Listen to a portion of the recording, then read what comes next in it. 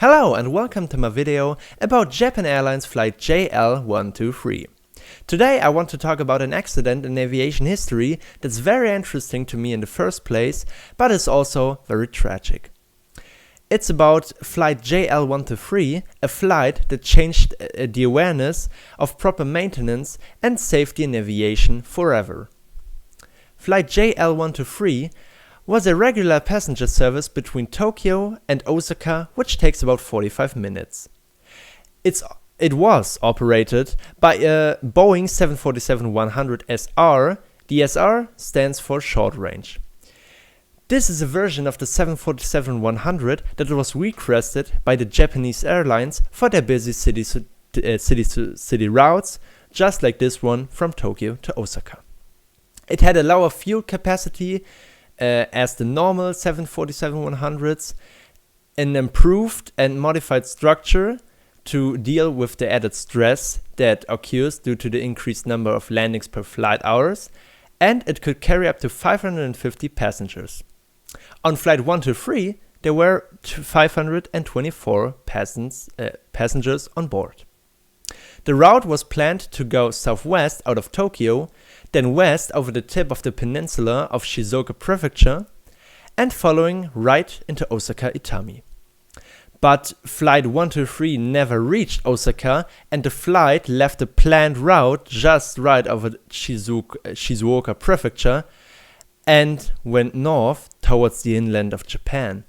How could that happen? Flight 123 took off at Tokyo Haneda at 6 p.m. and everything went fine until the plane just reached 24,000 feet, or when we use the metric system, 7,300 meters in height, when 12 minutes later an explosion occurred in the empennage. The pressure in the cabin dropped immediately and the oxygen mask dropped from the PSUs. This explosion led to the fact that the vertical stabilizer, APU and other crucial components were ripped off the airplane. If that's not serious enough, the explosion also cut the pipes of all 4 hydraulic systems, causing all hydro pressure indicators in the cockpit to present a 0 on them. The cockpit crew, consisting of a captain, a first officer and a flight engineer, unaware of what happened or what caused the explosion and what massive damage it caused to the airplane, sent out an emergency call back to Tokyo Haneda and tried to fly the airplane back to the airport. But realizing they lost all hydraulic pressure, they knew that the plane became uncontrollable. With the vertical stabilizer lost and no control over the aircraft, the plane began to so-called Dutch roll. The Dutch roll is when a plane begins to move around its vertical axis and its longitudinal axis simultaneously. Due to the loss of hydraulic power, the cockpit crew also wasn't able to control the pitch.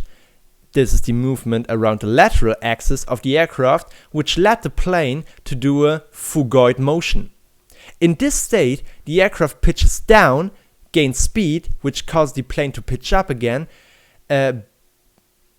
decrease the speed while getting higher in altitude, and then end up to pitch down again. And if there's no force that acts against this motion, the aircraft will lose more and more of its height and will crash eventually. So what's left to somehow stabilize this aircraft and potentially bring it down back to Tokyo Haneda?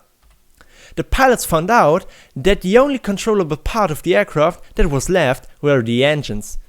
They found out on how to use them to act against the phugoid motion and managed to more or less stabilize the aircraft between 20,000 and 25,000 feet, or when we use the metric system again, just like here in Germany, we use it here, it's 6,000, it's between 6,000 and 7,500 meters. At some point, they even lowered the landing gear, because they had to do it sooner or later anyway, to reduce the speed of the aircraft and to stabilize the aircraft a bit more and to do something against the phugoid motion. Because of the hydraulic power loss, they lowered the gear manually and did that successfully with all gears locked in place. The extension of the gear sure slowed the plane down, but unfortunately it had strengthened the motion around the vertical and the longitudinal axis, so the Dutch roll became stronger than ever on this flight. The pilots, highly stressed, affected by hypoxia and not able to answer the ATC, soon figured out on how to use their engines to maneuver the aircraft to the left or the right. And with the gear down and the engines more or less under control, they managed to descend to a height where the air was breathable and the consciousness and awareness for the situation pitched up again. In the lower altitudes, the cockpit crew was now able to think clearly, but it also let them know that their chances of survival were very low. They once again experienced a forgoid motion due to the need of higher altitudes, or elsewhere they would crash into the mountains. Eventually, they counteracted the motion a bit again with their power of the engines. They then came up with the idea to extend the flaps of the aircraft via the electrical system to stabilize and level the aircraft off, which worked out well the first time they thought it. Yeah, it worked out well. And the plane was now roughly leveled off at a certain height since the beginning of the emergency, stopping the roller coaster motion. The flight engineer requested their position and distance by ATC from Tokyo Haneda, and they found out that they only were about 25 miles northwest from Haneda, now facing northwest, which meant they had to take a right turn. Unaware that the flaps on the left wing extended further than the ones on the right wing, the thus higher generated lift on the left wing already forced the aircraft to a right turn and to descend. The pilots, unaware of the flap position, pushed the thrust levers forward. Accidentally, the thrust levers for engine number 1 and 2 were pushed further than the ones for number 3 and 4, which forced the aircraft to an even further bank to the right, ending up nearly flying on the side. But it was too late for the cockpit crew. They were at a low altitude and were not able to recover the positioning of the aircraft in time. A moment later, at 4 to 32 minutes after the explosion, the right wing hit the top of a mountain, meaning the end for the plane and flight JL123. Of the 524 souls on board, 4 survived this horrible crash. But what actually caused the accident? 7 years earlier, in 1978, the exact same plane had a tail strike during a landing in Osaka. The tail strike damaged some equipment in the rear of the aircraft, including the aft pressure bulkhead, which separates the pressurized cabin from the unpressurized empennage. The bulkhead needed to be repaired. Boeing mechanics at Tokyo Haneda Airport fastened the repaired bulkhead with one series of rivets.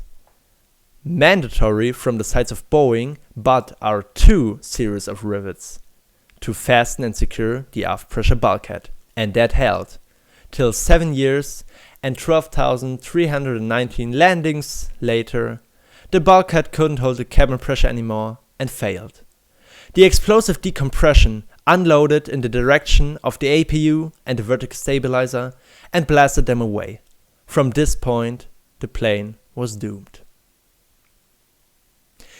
Thank you guys for watching this video. I hope you liked it. I hope you liked my short version of this accident, of the representation of this accident. I will link some important links and sources in the description. And if you're interested, check out the first 2 links that direct you to highly informative videos and a very